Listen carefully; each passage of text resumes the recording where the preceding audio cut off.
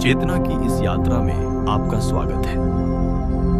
यदि आप अपनी आत्मा की आवाज को और गहरा करना चाहते हैं और हमारे प्राचीन ज्ञान से जुड़े रहना चाहते हैं तो इस परिवार का हिस्सा बने, चैनल को सब्सक्राइब करें। आइए आज अपनी थाली में छिपे सत्य को खोजते हैं। क्या आपने कभी सोचा है कि उस भोजन का क्या होता है जिसे आप केवल स्वाद के लिए जीभ पर रखते हैं? वह पेट में जाकर लुप्त नहीं होता, वह अदृश्य धागा बन जाता है जो आपके विचारों को बुनता है। वह भावना बनकर आपके व्यवहार में बहता है। परमहंस योगानंद जी के शब्द याद आते हैं, आपका शरीर मिट्टी का कोई ढेर नहीं बल्कि ईश्वर का एक जीता जागता भव्य मंदिर है। और विचार कीजिए, इस मंदिर के गर्भगृह में आप जो नैवेद्य चढ़ाते हैं वही तय करता है कि आपकी प्रार्थनाएं अनंत आकाश तक गूंजेंगी या आपके भीतर के शोर में कहीं दम तोड़ देंगी। योगानंद जी ने प्राण के उस गुप्त विज्ञान को उजागर किया जिसे आज की दुनिया भूल चुकी है। सात्विक भोजन, वह ताजे फल, वह सूर्य की स्वर्णिम किरणों में पकी सब्जियां, वह शुद्ध शहद, ये केवल पदार्थ नहीं है, ये जमे हुए प्रकाश, फ्रोजन लाइट है। जब आप एक सात्विक फल का ग्रास लेते हैं तो आप केवल पोषण नहीं ले रहे होते, आप उस सूर्य की प्रखर ऊर्जा और इस धरती के असीम धैर्य को अपने रक्त का हिस्सा बना रहे होते हैं। सात्विक आहार आपके सूक्ष्म शरीर का मार्जन करता है।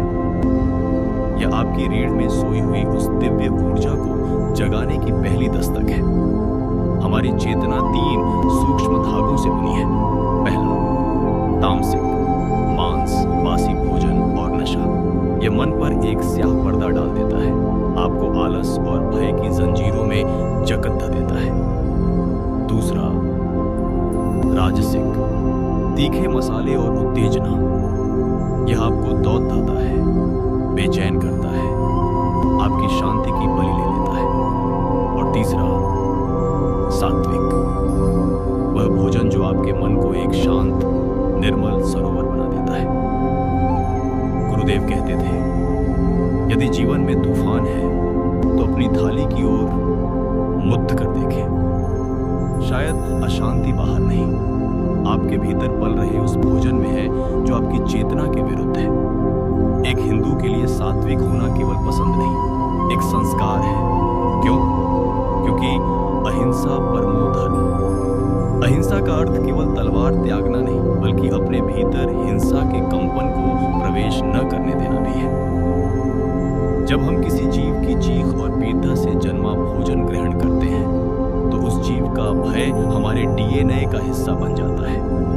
हमारी ऋषि परंपरा ने मिताहार सिखाया, उतना ही ग्रहण करें जो ईश्वर की स्मृति जगाए, उतना नहीं जो माया के नशे में ईश्वर को भुला दे।